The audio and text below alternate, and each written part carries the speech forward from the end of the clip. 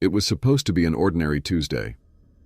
I left the office late, around 8 p.m., exhausted from the day's workload. My coworkers had long since departed, leaving me to the eerie silence of the 15th floor. The elevator, my usual route down, was just a few steps away. I pressed the down button and waited, tapping my foot impatiently as the fluorescent lights flickered ominously. When the elevator finally arrived, the doors creaked open, revealing the dimly lit interior. I stepped inside, pressing the button for the ground floor. As the doors slid shut, I leaned against the wall, letting out a long sigh.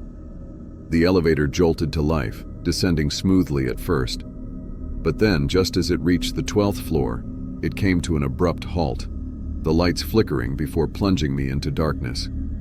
Panic surged through me as I fumbled for my phone, using its weak glow to illuminate the small space. I pressed the emergency button repeatedly, but there was no response, just a static hiss that made my skin crawl. "Stay calm," I told myself, trying to steady my breathing. "It's just a technical glitch. They'll fix it soon." Minutes stretched into what felt like hours. The temperature in the elevator seemed to drop, and I wrapped my arms around myself, shivering. The weak light from my phone cast eerie shadows on the walls, playing tricks on my mind. Every creak and groan of the elevator felt amplified in the oppressive silence. Suddenly, a soft thud echoed from above, followed by a faint scraping sound. My heart pounded in my chest as I strained to listen. It sounded like something, or someone, was moving on top of the elevator. The scraping grew louder, more deliberate, as if whatever was up there was trying to get inside. "Hello?" I called out, my voice trembling. "Is someone there?" There was no reply, only the persistent scraping and the occasional thud. I backed into the corner of the elevator, clutching my phone like a lifeline. My rational mind told me it was just the machinery malfunctioning, but a primal fear gnawed at my gut, telling me otherwise. The elevator shuddered violently, and I stumbled, barely managing to keep my balance. The scraping stopped, replaced by a heavy, suffocating silence. Then, without warning, a loud crash reverberated through the elevator, and the emergency hatch above me was flung open. A cold breeze swept through the small space, carrying with it a rancid odor that made me gag. I stared up at the dark opening, my heart in my throat. Slowly, a figure emerged, its features obscured by the darkness. It dropped down into the elevator with a grace that belied its human shape. Who are you?" I stammered, backing further into the corner. The figure didn't respond. Instead, it took a step closer, and the weak light from my phone caught its face. My blood turned to ice. Its eyes were hollow, empty sockets that seemed to suck the light from the room. Its mouth was twisted into a grotesque grin, revealing sharp, decayed teeth. I tried to scream, but my voice caught in my throat. The figure reached out, its bony fingers inches from my face. In a desperate attempt to defend myself, I swung my phone at it, but it passed through the figure as if it were made of smoke. The figure laughed, a chilling sound that echoed in the confined space. "You're mine now," it whispered, its voice like nails on a chalkboard. "No," I screamed, finding my voice at last. "This can't be real." The figure's grin widened, and it lunged at me. I closed my eyes, bracing for the impact, but it never came. When I opened my eyes again, the figure was gone, and the elevator was moving once more, descending rapidly. Relief washed over me, and I collapsed to the floor, sobbing uncontrollably. The elevator dinged, and the doors slid open to reveal the lobby. I stumbled out, gasping for air, and collapsed onto the cold marble floor. A security guard rushed over to me, his face a mask of concern. "Are you okay?" he asked, helping me to my feet. I was trapped," I stammered, my voice barely above a whisper. "There was something in the elevator with me." He frowned, glancing at the elevator. "We didn't hear any alarms," he said, "and there's no one else here." I shook my head, the memory of the figure's hollow eyes and twisted grin seared into my mind. "It was real," I insisted. "I saw it." The guard nodded sympathetically, though I could tell he didn't believe me. He escorted me to a chair and handed me a bottle of water. "Take a few minutes to collect yourself," he said. "I'll file a report." As I sat there trying to calm my racing heart, I couldn't shake the feeling that I wasn't alone. Every shadow seemed to move, every sound felt amplified. The lobby, once a place of safety, now felt just as oppressive as the elevator. I never took the elevator again. The stairs became my only route, each step a reminder of that night. And though I tried to convince myself it was just my imagination, the figure's haunting words echoed in my mind. You're mine now. To this day, I can't shake the feeling that it's still watching, waiting for the next descent. I've always considered myself a rational person, a no-nonsense type of individual who could explain away almost anything with logic and reason. However, the events that unfolded in the summer of 2023 shattered my sense of security and plunged me into a realm of fear I never knew existed. What follows is a true account of my experience with a stalker, a shadow that haunted me long after the sun dipped below the horizon. It began on a typical Friday evening. I worked as a paralegal at a bustling law firm in the city. My days were spent buried in paperwork, scheduling, and research, but Fridays were special. They signaled the end of the work week and the beginning of a much-needed reprieve. That Friday was no different, until it was. As usual, I left the office around 6 p.m., the sky tinged with the soft hues of twilight. The streets were busy with people eager to start their weekends. I enjoyed walking home. It was a time to decompress and reflect on the week. My apartment was only a few blocks away, nestled in a relatively quiet neighborhood. That evening, I noticed something unusual: a man. He was lingering near the entrance of the building, his eyes fixed on me. At first, I thought he might be waiting for someone, perhaps a friend or a taxi. I brushed off the unease that crept up my spine and continued on my way. As I entered my building and rode the elevator up to my apartment, I convinced myself I was overreacting. The weekend passed without incident. I spent Saturday running errands and Sunday catching up on some much-needed rest. By Monday, the memory of the stranger had faded into the background of my mind. I had more pressing concerns: work deadlines, upcoming cases, and the daily grind. Monday evening, however, brought the fear back in full force. As I walked home, I felt a presence behind me. Turning around, I saw the same man from Friday, his eyes now filled with an unsettling intensity. He followed me at a distance, not close enough to cause immediate alarm, but close enough to be unnerving. My heart raced as I quickened my pace, desperately hoping to lose him in the crowd. When I reached my building, I darted inside and watched through the glass doors as he stood across the street, staring. My hands trembled as I rode the elevator up, and I couldn't shake the feeling of being watched even as I locked myself in my apartment. That night, I barely slept. Every creak and groan of the building sent my heart into a frenzy. The rational part of my brain tried to calm me, suggesting it was a coincidence, that he might live nearby or have business in the area. But deep down, I knew something was wrong. The following days were a blur of anxiety and paranoia. Every evening, the man was there, following me at a distance.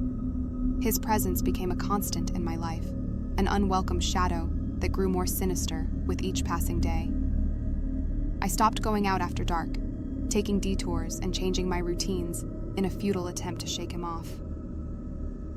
By the end of the week, my nerves were frayed, and I decided to report the stalker to the police. The officer who took my statement was sympathetic but realistic. Without concrete evidence of a threat, there was little they could do. He advised me to stay vigilant and keep a record of any further incidents. Despite the police's lack of immediate action, documenting each encounter provided me with a small sense of control. I began writing down every detail: the time, location, his appearance, and any behaviors that stood out. But as the weeks went by, the man's actions grew bolder. He began standing outside my building for longer periods, sometimes even making gestures as if to communicate something unspeakable. One night, he followed me into a convenience store. My heart pounded as I darted through the aisles, trying to lose him. I found a security guard and explained the situation. The guard escorted me out through a back exit, and I managed to get home undetected. But the fear was ever present, a suffocating blanket that wrapped around me, making every shadow seem alive. Desperation led me to take drastic measures. I invested in a home security system, complete with cameras and alarms. I also started carrying pepper spray and took self-defense classes. These precautions provided some comfort, but they didn't stop the man from stalking me. He seemed to be one step ahead, always knowing where to find me. The tipping point came on a rainy night in late July. I was returning home from a friend's birthday party, trying to enjoy the evening despite the ever-present fear. As I walked down my street, I saw him. He was standing under a streetlight, his face partially obscured by a hood. But this time, something was different. He was closer than ever before, his eyes locked onto mine with a terrifying intensity. My breath caught in my throat as I quickened my pace, praying I would reach the safety of my building. Suddenly, he started moving toward me. Panic surged through my veins, and I broke into a run. The rain pelted down, making the sidewalk slick and treacherous.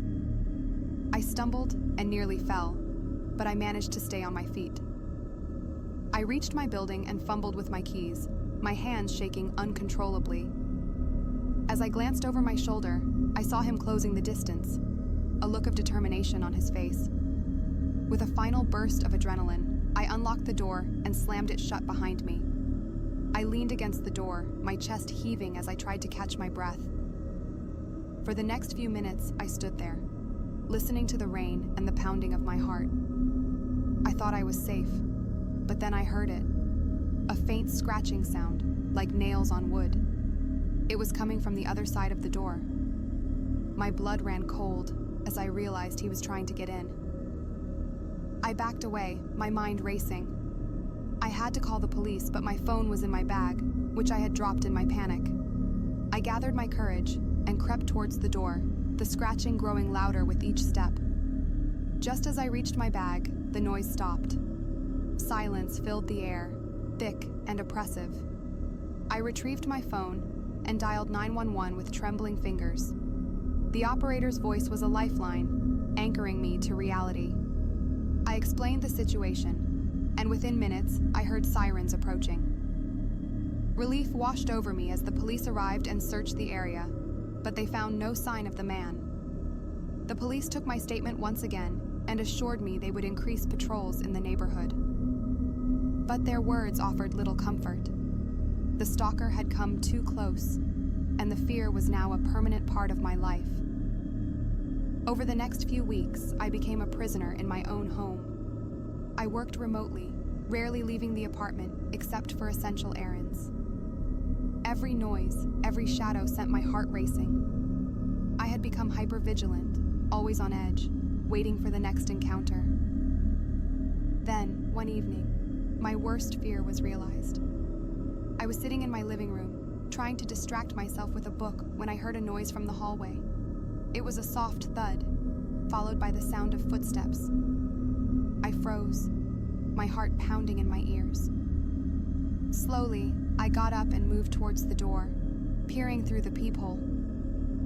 To my horror, I saw the man standing just outside my apartment. He was closer than ever, his face twisted into a malicious grin. I stumbled back, my mind racing for a solution. I couldn't call the police again. They would take too long to arrive. I needed to protect myself. I grabbed the pepper spray from my bag and approached the door. My hands trembled as I unlocked it and swung it open, aiming the spray at the stalker's face. But before I could press the trigger, he lunged at me, knocking the canister from my hand. We struggled, and I felt a sharp pain as he grabbed my arm and twisted it behind my back. I fought with all my strength, kicking and screaming, hoping someone would hear and come to my aid. But the building was eerily silent, and my cries for help seemed to vanish into the void.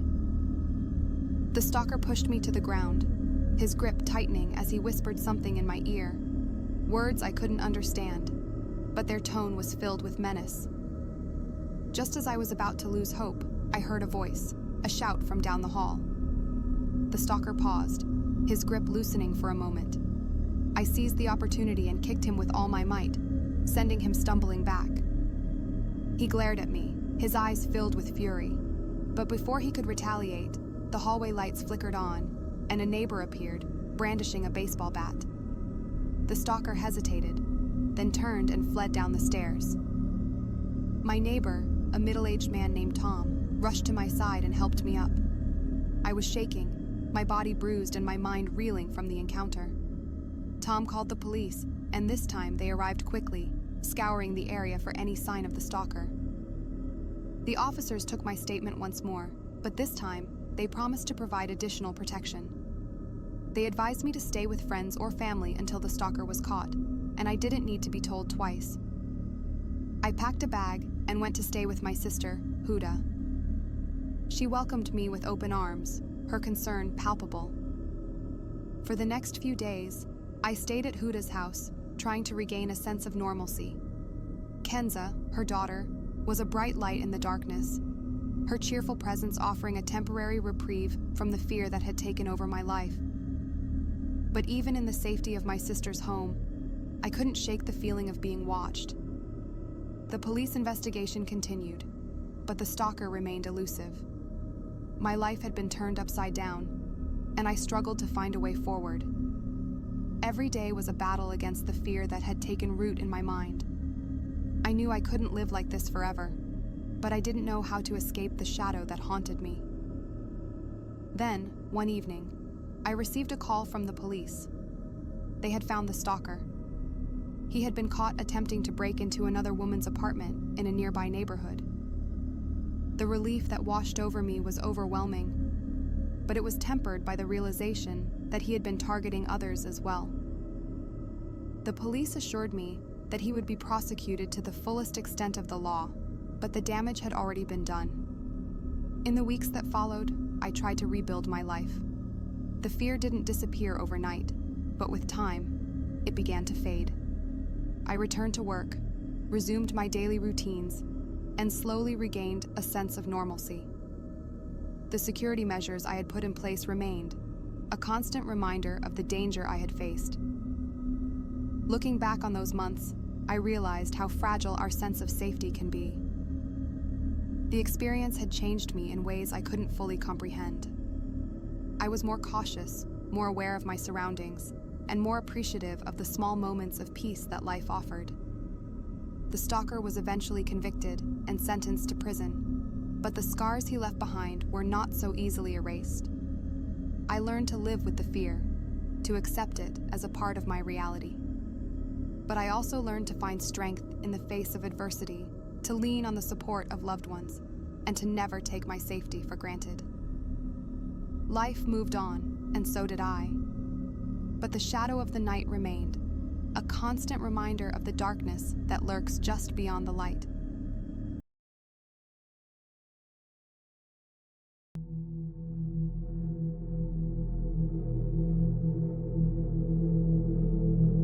It was another lonely night at the office. As a junior security guard, my job was straightforward: make rounds, check locks, and watch over the building. The office complex was a maze of cubicles, conference rooms, and long, empty corridors. The lights buzzed faintly, and the only sounds were the hum of the air conditioning and the occasional creak of the building settling.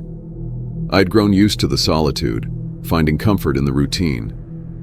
During my usual rounds, I reached the basement. This floor housed storage rooms filled with old files and outdated equipment. It was always colder down here, and the air felt heavy. As I turned a corner, I noticed one of the doors slightly ajar. That door was always locked. Curiosity mixed with a sense of dread, and I slowly pushed it open. Inside, the room was dark, save for the glow of an old computer screen. The screen displayed a series of security footage clips. My heart raced as I realized the footage was from earlier that night. I watched as a shadowy figure moved through the building, avoiding the cameras, but always just out of sight. The last clip showed the figure entering the very room I was in, but there was no sign of them now. I quickly left the basement, my nerves on edge. I decided to do a thorough sweep of the building. As I walked through the dimly lit halls, I couldn't shake the feeling that I was being watched. Every so often, I'd catch a flicker of movement out of the corner of my eye, but when I turned to look, there was nothing there. At one point, I passed by a conference room and heard a faint, rhythmic tapping sound coming from inside. The blinds were drawn, and the door was locked. I stood there, listening, the sound growing louder and more insistent. I reached for my keys, determined to confront whatever was inside, but as I unlocked the door and flung it open, the room was empty. The tapping stopped instantly, leaving only an oppressive silence. As I continued my rounds, I found myself on the top floor, which was reserved for the company executives. The floor was lavishly furnished, a stark contrast to the rest of the building. I felt a cold draft and noticed one of the windows slightly open. As I moved to close it, I spotted a small piece of paper on the desk nearby. The note was hastily written, with shaky handwriting. "He sees everything. Don't look at the mirrors." A chill ran down my spine. I looked around, the opulence of the room now feeling sinister. Mirrors lined the walls, reflecting the dim lighting in a disorienting way. I felt a sudden urge to leave the room, to escape the oppressive feeling of being watched from every angle. My pulse quickened as I descended to the main lobby. The building felt more oppressive, the shadows darker and the silence heavier. I approached the lobby's main security desk, intending to review the footage on the central system.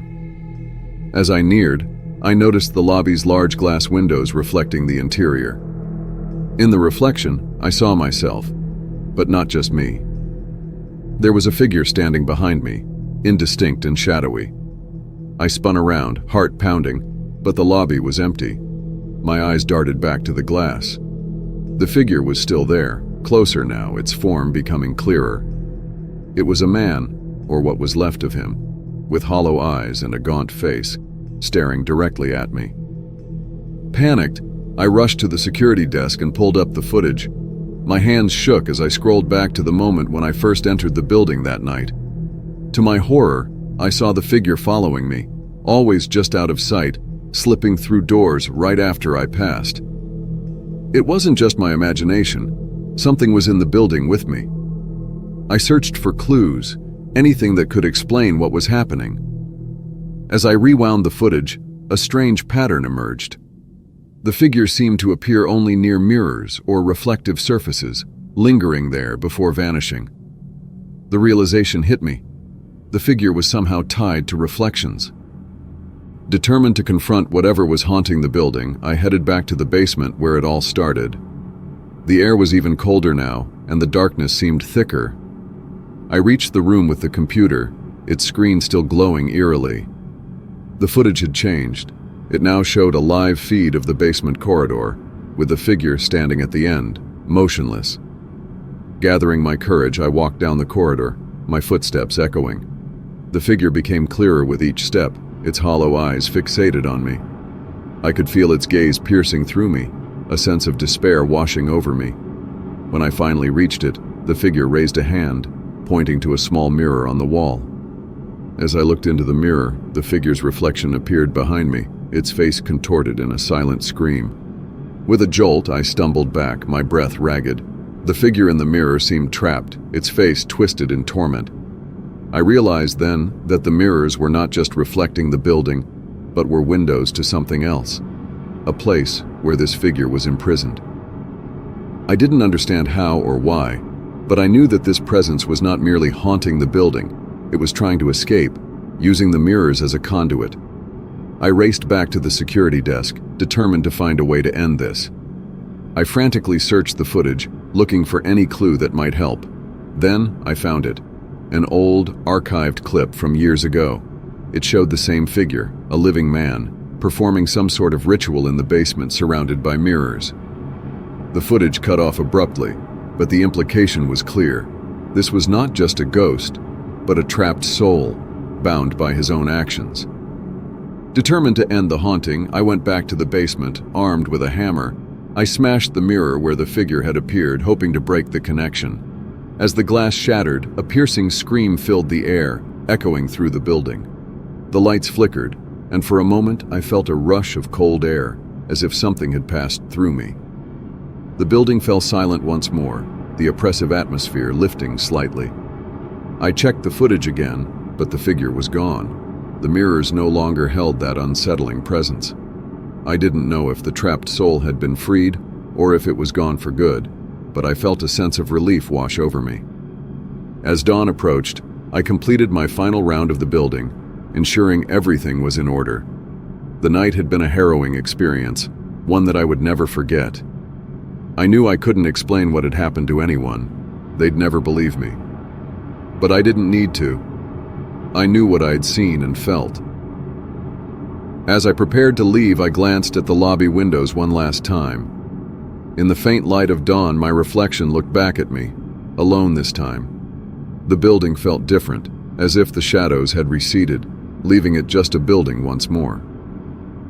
I walked out into the early morning light, the night's terror still fresh in my mind but fading with each step. Thank you for watching Midnight Knocks. If you enjoyed our horror stories, please give this video a thumbs up and hit that subscribe button for more spine-chilling tales. Don't forget to check out our other videos for more eerie adventures. Until next time, stay spooky.